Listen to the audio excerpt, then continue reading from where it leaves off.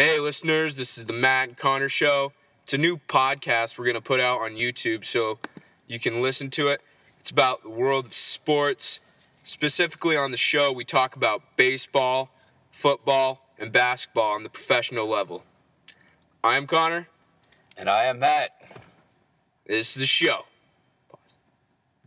So today we will be starting out with the MLB. The season has just started up, so today we're just going to be talking about some teams that have started out fast, some teams who have started out slow, and how they will finish out the year. So first, we're each going to give you a team that has started out fast and a team that we think will finish fast. So for my pick, I have chosen the Atlanta Braves. This team has really started out well. They're 11-4 at the timing of this taping. Justin Upton and BJ Upton have both proven to be great additions to the team. They're getting it done on the mound with Tim Hudson, Paul Maholm. So I think between their pitching and between the batting, I think they're going to finish out the year very well. Even though they're in the NL East, I think they're going to beat the Nationals. So who do you like here? Well, I like Boston here. I mean, everybody gave them crap at the beginning of the season, but I really like this team. See a team like this, it's refreshing. Off-season, the thing is, they bought character. They didn't go after big names like they did previous years, getting Crawford, Gonzalez. They're good players, but you know what? This year they bought character. They bought leadership. Johnny Gomes, Napoli. They're good guys, and they're better leaders. That's what they have. So far this year, they're just on a roll. Their pitching has been amazing with Lester and Buchholz. And their bullpen is the thing that's really carrying them in the late games. Andrew Bailey, Tazawa, and Hanrahan all been playing well. I mean, Hanrahan had a little slip-up, but besides that, that's it. And another thing with the Red Sox that really help them in the end is that they travel really well. And that will help them in. Yeah, I think Boston is a great pick. I think John Farrell is a great fit as a manager in Boston, not only his character, as you talked about, but I think also the fact that he's been there before as the pitching coach.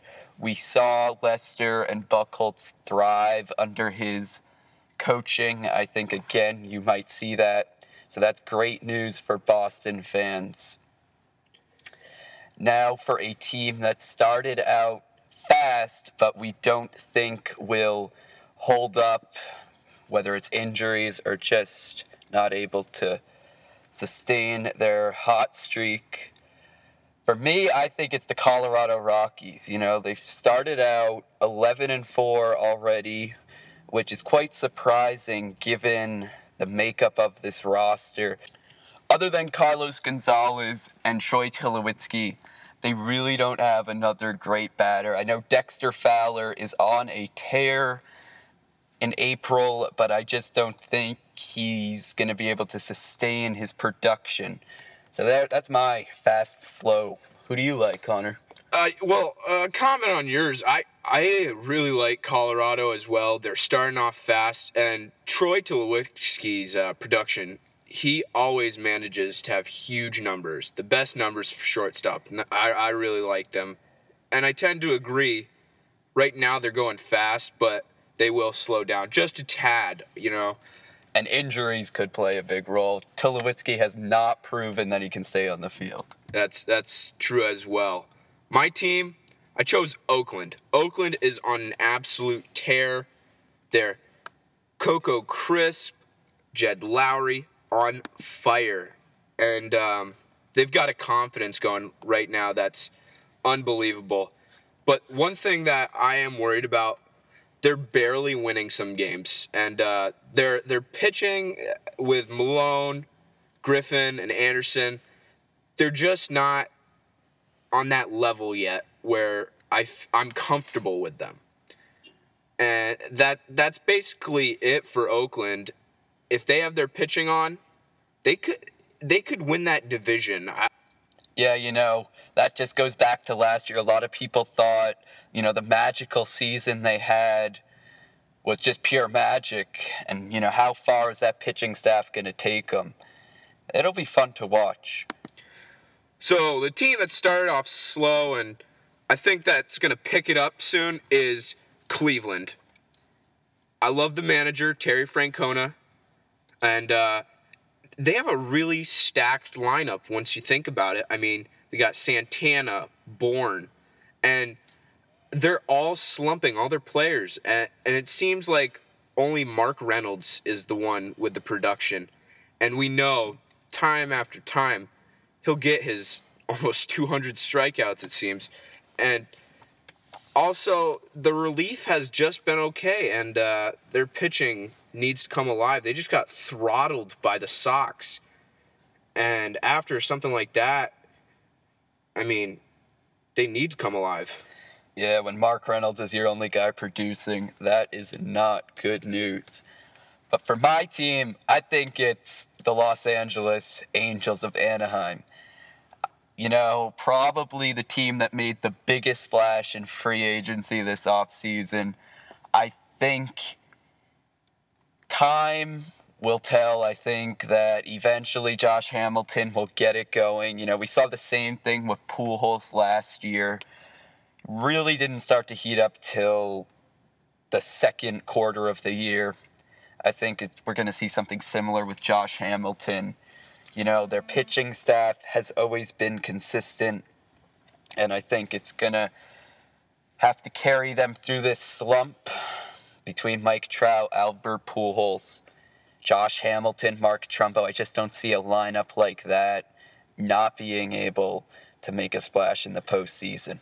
Yeah, I mean, they have all the talent, and you got to think it's not really that much of a surprise starting out slow, because just the chemistry factor sometimes is a huge thing. But they really need to come alive. With the players they have, they shouldn't be almost last in the division. Yeah, you spoke about that chemistry.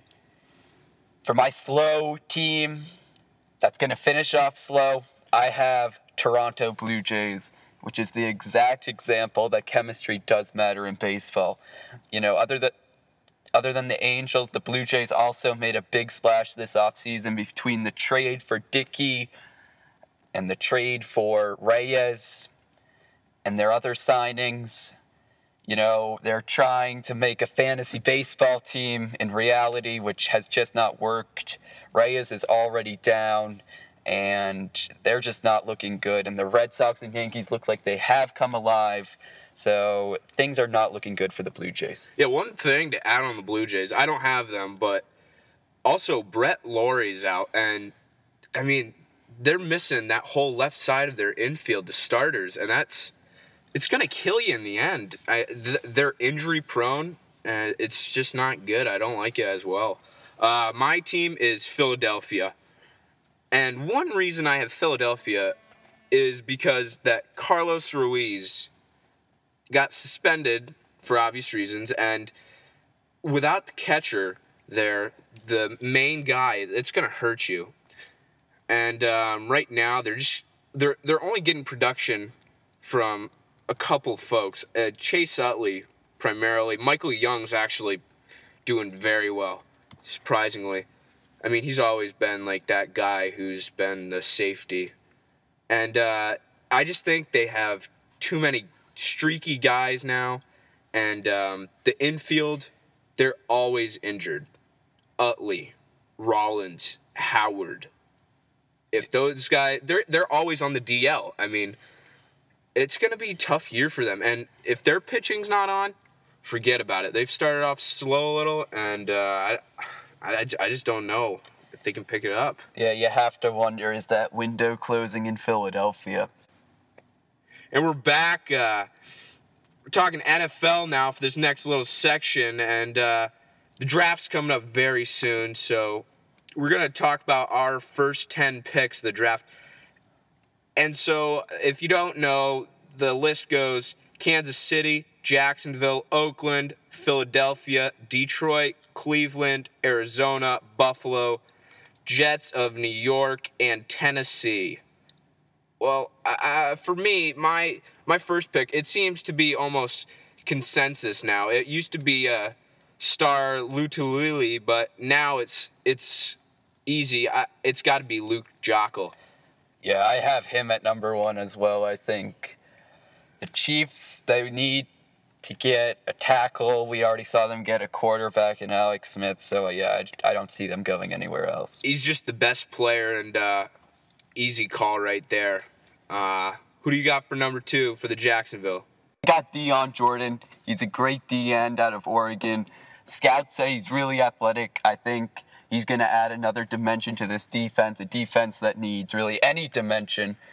So, I mean, I think that's where they have to go. Yeah, I agree. I don't have him there, but he's an athletic freak, and he's a good pick to go anywhere. But what I think one thing the Jags really need to assess first is quarterback situation. And I know people are going to hate me for this, but Geno Smith is the best quarterback by far in the draft, and the Jaguars need all they can get, and their quarterback situation is awful, and I don't know if they could just let Geno Smith go, and that's what I've got. They're the worst team, I think, in my mind, and they need a new one.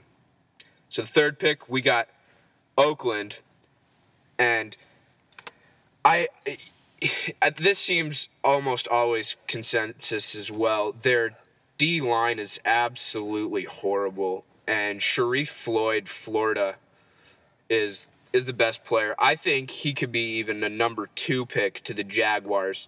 I don't know, but he's big. Oakland needs him, and that's the position they're really lacking in, so you got to go with Sharif. Yeah, I think you hit all the nails on the head on that one. I think Floyd is the ideal pick for them, so not much more to say there. At number 4, the Eagles. You know, Geno Smith is flying everywhere on these draft boards, but I think number 4 is where he goes. I think Chip Kelly coming in as the new coach. I think Vic's time has come to go, and I think Geno Smith is unfortunately going to end up at Philadelphia. Yeah, I mean, scouts have him going everywhere on the draft board, and it's tough to say where he's going to go. But Philadelphia, I got Dion Jordan, and I think this is a perfect matchup with him because, he went to Oregon, athletic, and he's going to be back with Chip Kelly. And one thing I think about Dion Jordan, how many reps did he take going against that Oregon offense? And that's basically sort of the new offenses in the league. He's going to be going against Washington twice with Robert Griffin III in their similar offense. And I think that's a perfect match if he drops a great pick for Philadelphia. Yeah, that could certainly be a great fit. That Eagles defense certainly needed something. Now for the Lions, I got Eric Fisher, O-tackle out of Central Michigan. I think that Lions offensive line has showed some holes the last few years. Stafford is their franchise quarterback, and you've got to protect him. Yeah, same thing, exactly what I have. It's a huge need for them right now. And just in that division they're in, defenses just come right after Stafford.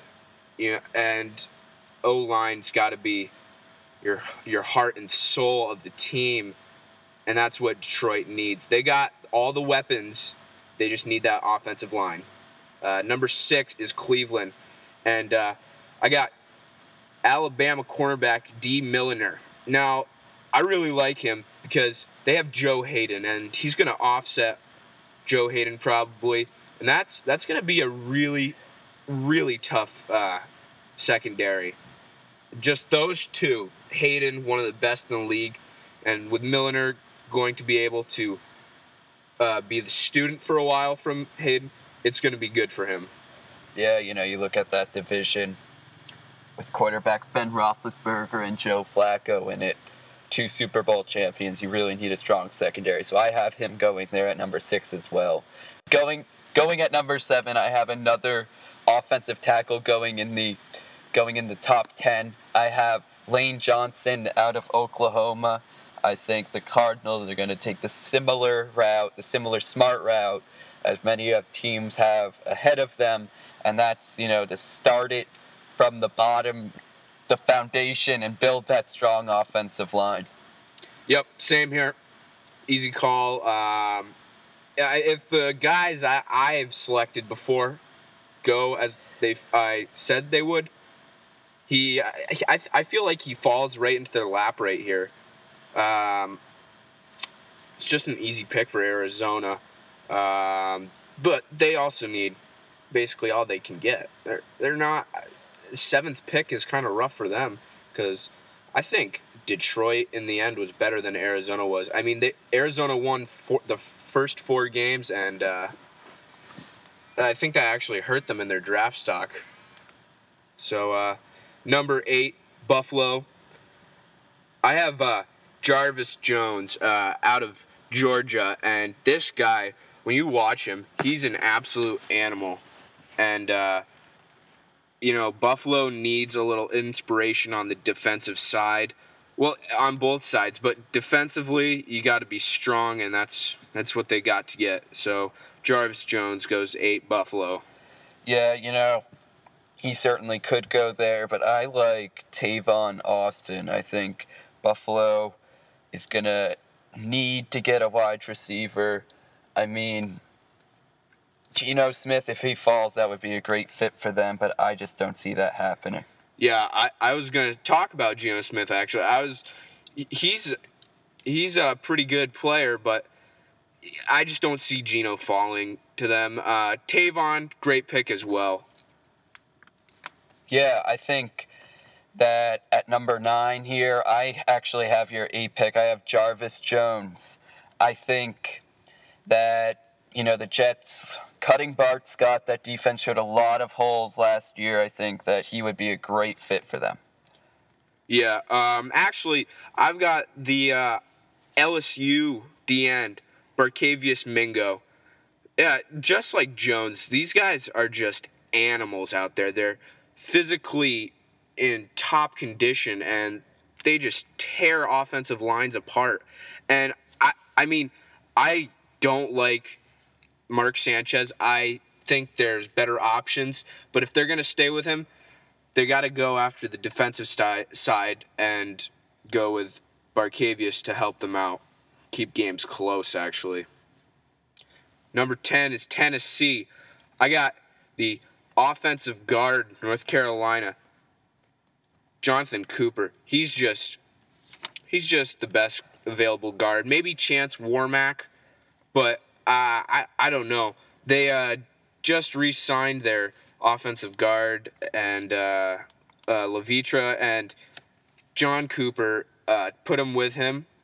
That makes a good offensive line, and that's all they're going to do this year. They're just going to run the ball. They don't have a very good wide receiving core, and I think they're going to have to ride the back of Chris Johnson for a while. Yeah, I have Jonathan Cooper too. I've watched a lot of tape on this guy, and I think that he is a great fit for them. They've got to get back to their old selves and run that ball, and nowhere else better to start than at the offensive line. Truly. One thing, we'll be right back to talk about NBA first-round playoffs. Stay tuned. All right, we're back. Now, unfortunately, my partner Connor is not here for this section, so for this final segment of the show, for the NBA playoffs, you're just going to have to listen to me ramble on about my picks. So how this is going to work is we're going to have the Eastern Conference and the Western Conference, and I'm just going to break down each series, tell you who I like, why I like them, and that's basically what we're going to do. So first off, we're going to start out with the East. The number 1 seed, as we all know, is the Miami Heat. They'll be taking on the Milwaukee Bucks, who are the 8th seed.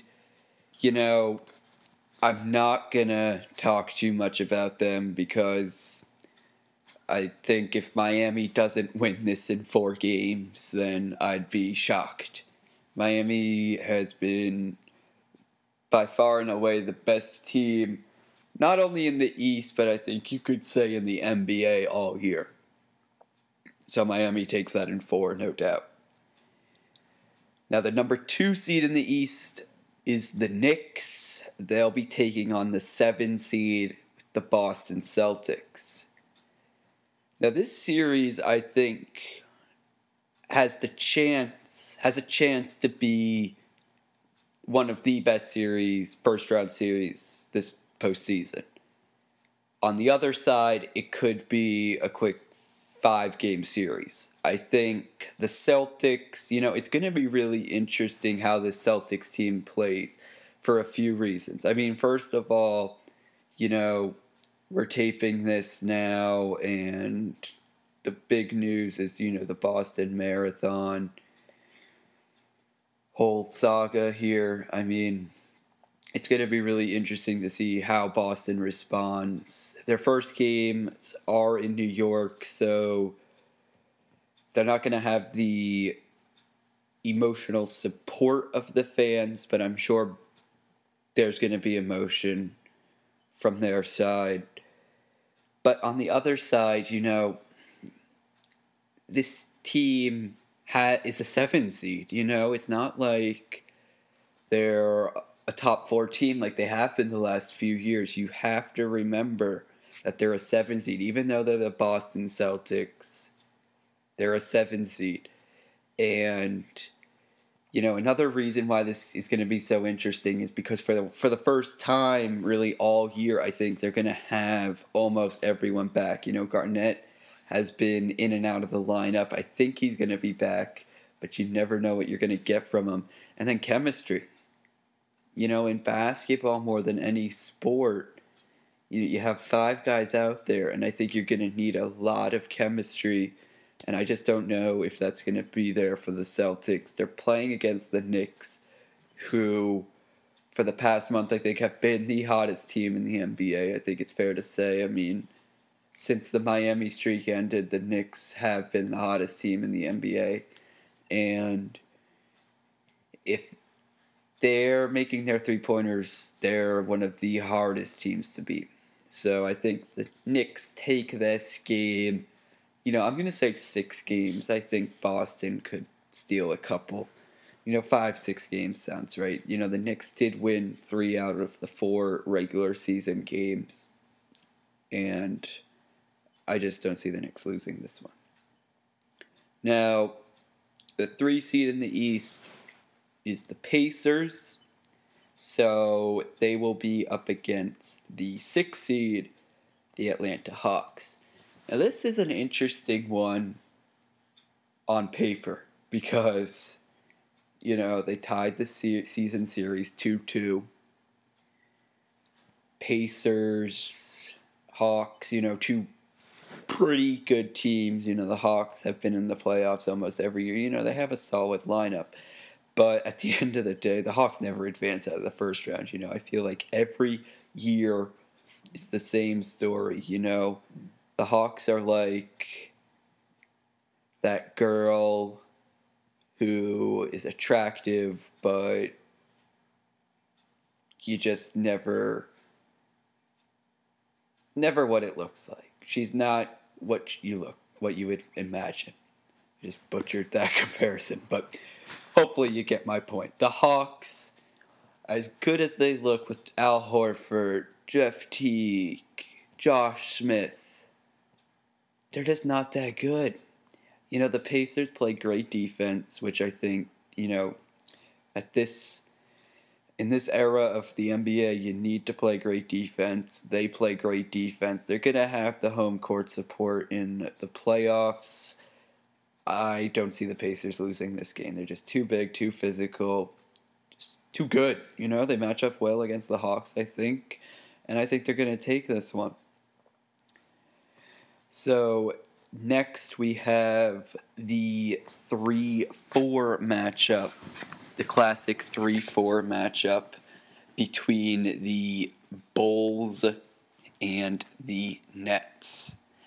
Now, I think this is going to be the best series. Coming into the season, the Nets were, I would say, the most hyped team in the NBA, or at least the Eastern Conference. Since then, they got off to actually a great start, an 11-4 start. Then they slumped, fired Avery Bradley, and since then they've been a pretty solid team. Recently, I think they finished the season very strong. The biggest reason for their recent success has been the production of their superstar, or at least star point guard, Deron Williams. The Nets are as good as him, I think. In the NBA, this day and age, you need a point guard. You need someone who can distribute the ball, but also who can score the ball. Now, on the other side, the Bulls are without their superstar point guard. Derrick Rose, I don't think he's coming back for this series. That would just shock me. It would just shock me. So count him out. And, the Bulls in general are banged up. Between Derrick Rose, Joakim Noah is uncertain. His status is uncertain for this series. And also, Rip Hamilton, he's old. The Bulls in general are an older team, especially some of their key players. So, as far as their health, you never know what you're going to get. But I think the Bulls, the coaching style that Tom Thibodeau asserts is a great one. Defense, be physical, and they're always going to have a shot to win. Can they match the talent of the Nets? Well, that's another question. I think this is going to go 7 games. I really do. And I think at the end of the day, the Nets' health and the Nets' depth is going to defeat the Chicago Bulls. During the regular season, these teams met 4 times. The Bulls won 3 out of those 4 games, but 3 out of those 4 games were decided by single digits. So you really never know what's going to happen, especially in games that close. So that is it for the East. And now moving over to the West, we have Oklahoma City, the 1 seed, against Houston, the 8 seed. On paper, let me just say this. I think Houston's the most overrated team in the West. I really do. On paper, Houston looks like a great team with James Harden and all their other talented guys, but let's be honest, they don't play great defense. Their offense is just ISOs, and there's no way they beat Oklahoma City. Oklahoma City takes this in no more than 5 games. I'm sorry. Let's move on. The Spurs versus the Lakers in the 2-7 matchup. Now this, I think, is the series to watch in the West. I think it's very, very, very interesting. Call me crazy, but I think the Lakers have a shot. Even though they're without Kobe Bryant. Without Kobe Bryant, with a healthy Steve Nash, assuming he'll be ready for this series, I think they have a shot to take down the Spurs for a few reasons. The first is, this is Dwight Howard's chance to get back to what he's been doing. He doesn't have the pressure of Kobe Bryant, and don't tell me that there was no pressure put on by Kobe Bryant. He can play alone, he does what he's doing. You've got him at the low block. You've got Powell, who is playing great at the high post. The Spurs, who are not a big team, they're undersized. They're going to struggle to defend that. And with Steve Nash at point guard, however old he is, he can still pass the ball. He's going to get these guys open. And, the Spurs are not coming into this game or this series any healthier. In fact, I think they're worse. Manu is just coming back, but you know what? It's not the same Manu Ginobili that we've seen in years past. Parker is back, but is he at the top of his game? No. And Duncan, he's old, and you never know what you're going to get from him. And also, another thing you have to remember is all three of those guys have missed games throughout the year. And when they've been on the court, not always are there other two counterparts on the court with them. The amount of games that all three of those guys have played is very slim. It's a very small number. They haven't seen the court together a lot this season. And to think, most of us just think, you think, Parker, Ginobili, Duncan, Pop, they're going to get it done.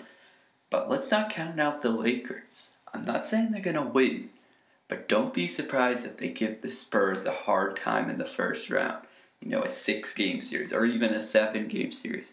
And for an aging team like the Spurs, that's not what you want, especially in the first round. So I'm going to pick the Spurs, but let's not count out the Lakers. I don't think the Spurs are going to walk all over the Lakers. Now, our next series, we got Denver at Golden State. Very interesting, again. Denver, I think, is going to win this series. They're just too good, but they did lose Ginobili. They don't have a true superstar player. So it'll be interesting how this series plays out, especially this matchup. Golden State, I think, has the pieces, but I just don't think it's all there yet. They still have some stuff to work on.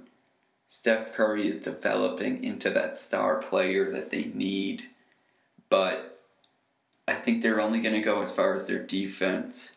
Denver has one of the best offenses, and I just don't see the Golden State defense being able to keep up.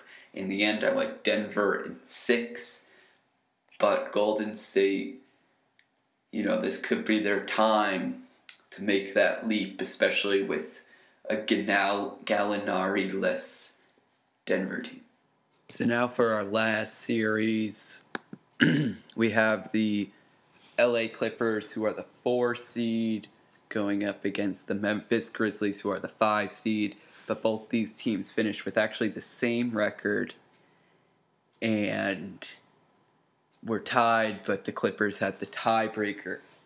This series, 4 or 5 usually are going to go 6 to 7 games. I think this series might, but I don't see the Clippers losing this. I think the Clippers are one of the teams in the West that could give the Spurs or Thunder a run for their money. They have the best point guard in the league right now, in my opinion. They have Blake Griffin, great inside presence, and DeAndre Jordan. They're very deep. They got plenty of guys off the bench, plenty of role players. And Memphis, you have to remember that they did trade Rudy Gay. So some of those wins did come with him, and obviously they don't have him anymore. I don't think Memphis is done, but I just don't see them winning this one. So that wraps up our first podcast. Thank you very much for tuning in. We should have another video up in about, let's say, less than a week. We're going to try and do at least 1 or 2 a week. Hopefully build up a nice audience, get a flow going, and then we can really get a nice schedule. For right now, though, we're just trying to get you some shows, no particular schedule. So let us know what you think. You can email us at Connor and Matt, or the Matt and Connor Show at gmail.com. And you can give us your feedback there. Make sure to spread the word about this. It would be greatly appreciated. So once again, thank you very much for tuning in to the Matt and Connor Show. We'll see you next time.